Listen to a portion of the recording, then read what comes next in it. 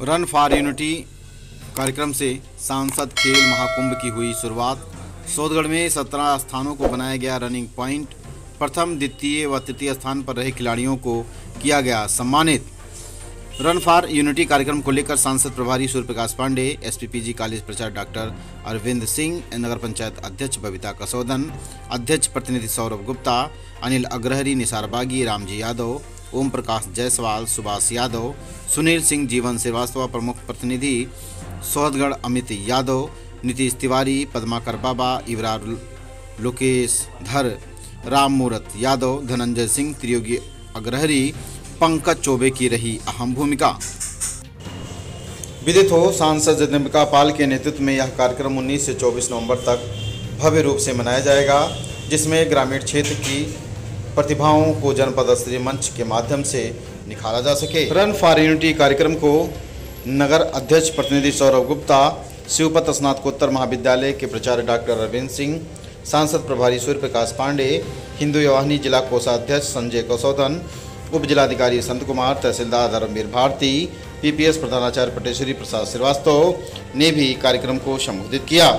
आइए जानते हैं कार्यक्रम को लेकर किसने क्या कहा।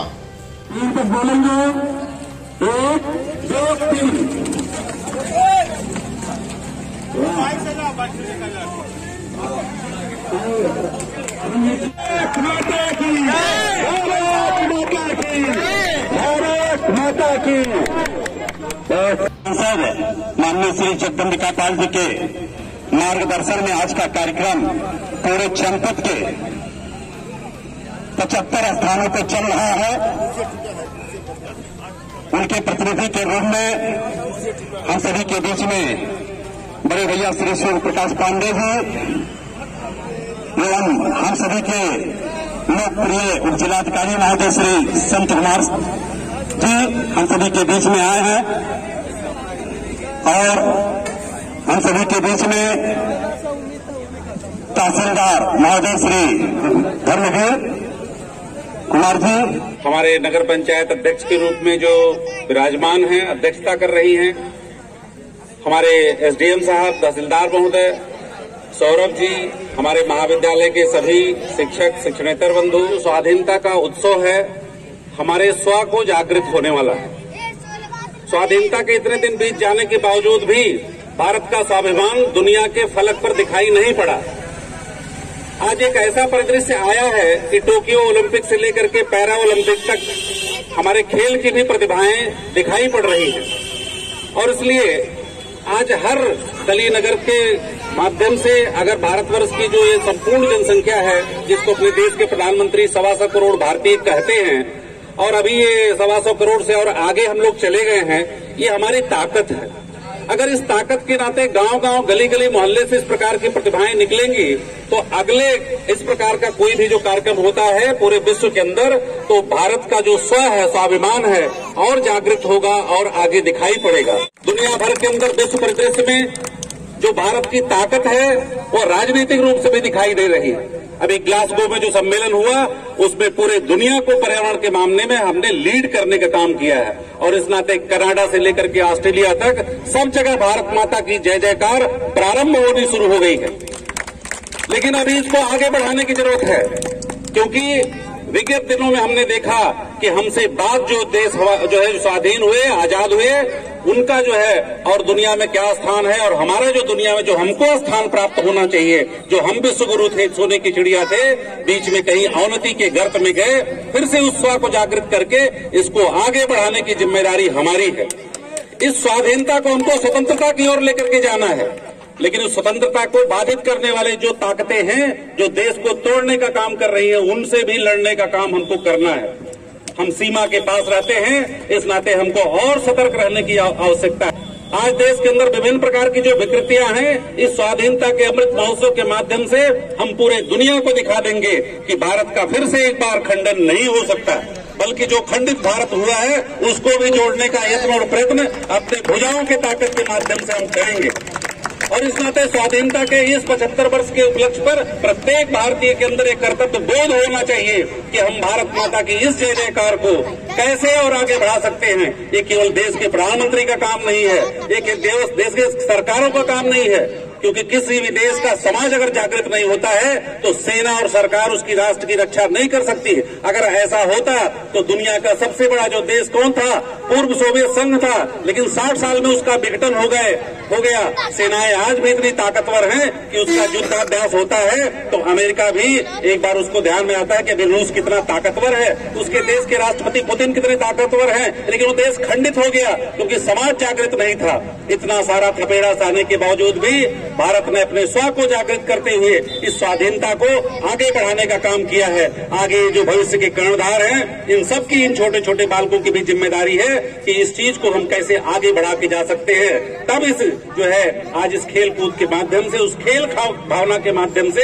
हमको जीत और हार की भी आदत होती है, क्योंकि समाज ने इसका परिचय दिया है। अभी माननीय उच्च न्यायालय के निर्णय में से राम मंदिर निर्माण का जब फैसला आया तो हमारे देश के नागरिकों ने दिखा दिया कि हम जीत और हार को भी एक मुकदमेबाजी नहीं बल्कि खेल भावना से लेते हैं। हमने स्वीकार किया देश भर के अंदर, और कैसे भारत का एक ऐसा दृश्य दिखाई पड़ा, उसको हमको आगे ले जाने की जरूरत है। तब इस खेल भावना का, इस खेल का, और ये नगर पंचायत के द्वारा, सौरभ भैया के द्वारा ये जो कार्यक्रम आयोजित किया गया है, आप सबके सहयोग से इस प्रकार की जो चीजें हो रही, इसको आगे बढ़ा सकते हैं। मोदी जी जब से हमारे प्रधानमंत्री बने हैं सन 2014 से,